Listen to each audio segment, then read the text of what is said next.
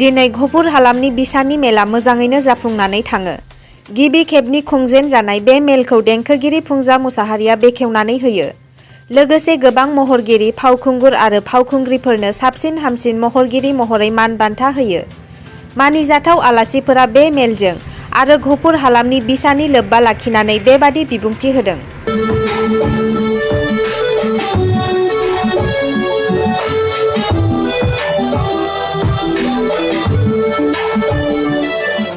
गोजोन फुंबिलिनि गाहाम हामलायनायखौ बयनोबो बावनानै आरो गासै मिडियानि खामानि मावगिरि नोंथांमोननिसिम गोसो गोरबोनि खुलुमनायखौ बावनानै दिनै बेखिनियावनो आङो मोनसे फोरमायनो सानदों जे जोंनि गहपुर डिस्ट्रिक्ट बिसानि सेथि खुंगा हाबाफारिखौ दिनै जोङो फुंबिलिनि 8:30 बाजिनिफ्राय जोङो जागायबाय। अलरेडि जोंहा फिरफिला बिरहोनाय हाबाफारिया जोबनानै थांबाय आरो नैथियाव मुंख्लं खाम्फा बावनाय हाबाफारियाबो जोबनानै थांबाय। दायो बिनिफ्राय जोंहा थामथि हाबाफारि दङ, बेखौ जोङो आवगायगासिनो दङ। दा दिनैनि बे समाव जोङो बे हरखाबै खुंजानाय हाबाफारिखौ जोङो गोसोनि बोलोखौ लानानै जाबायदि नाजादों बेखौ जोङो इसोरनि खाथियाव आर'ज गाबनानै 100% जाफुंगोन होननानै जों आसा खालामदों। आरो लोगोसे बे हाबाफारि जाफुंनायाव जोंनि गोजाननिफ्राय नङाब्लाबो लकेलनि जोंनि गहपुरनि सिङाव थानाय गासै रायजो राजाफ्रा निस्सय जोंखौ दिनै हेफाजाब होफैगोन, आं बेखौ आसा थिनाय दङ। आरो लोगोसे जोङो गोजाननि जाय बिथांमोनखौ लुबैनानै जों हांख्रायहरदोंमोन बिथांमोना अलरेडि ससे लामा सफैबाय होननानै जों खबर मोनदों। बेनिखायनो दिनैनि प्रग्रामखौ जों साक्सेस होननानै बे समावनो जों फोरमायथिनो हायो। दा बे समाव जोङो थामथि हाबाफारिनि उनावहाय जोंहा दिनै दङ दिनैनि बे गहपुर डिस्ट्रिक्ट बिसानि गोदानै बिबान मोननाय बिथांमोनखौ बरायनाय हाबाफारि आरो लोगोसे हारिमु आफादा जोंजों जयैनो लाफादों। गहपुर डिस्ट्रिक्ट हारिमु आफादा बिथांमोननिबो बिबान सोलायनायनि हाबाफारि दा दङ। बेखौ जोङो फारि फारि मावफुंलांसिगोन दसेनि उनावहाय। दायो जोङो बे हाबाफारिखौबो जोंनि नांगौ बायदि जाफुंखाबाय होननानै जों बुंनो हायो आरो गोसोआव गोजोननाय मोनदों। दिनै आङो बेसेखिनिखौल' बुंगोन जे दिनै बर' हारिमुजों आरो बर' सिनि आर्टिस्ट एस'सियेसनजों बर'फ्रा जिबायदि अख्राङाव बिरनो नाजादों एबा नाजाबोगासिनो दं गोदान गोजाम।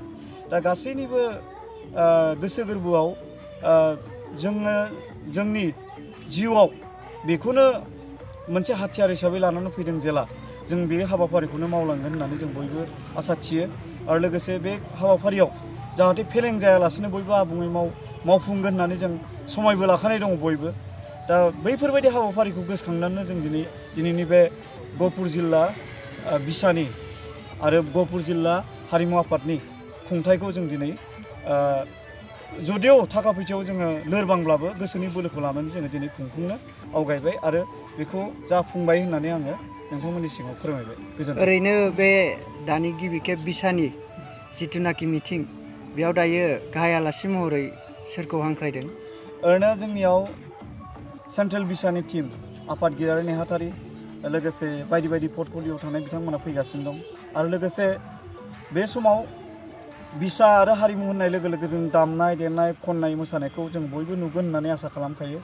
दा बैफोरखौ जोङो साननानै लकेलनि जेसेबां एक्टिभिटिसफोर बेखौ जों दिनै दिन्थिनो सानदों। आरो लोगोसे मोनाबिलि जानाय लोगो लोगो दिनैनि बे गाब गोनांसिन हारिमुवा बेरखांगोन।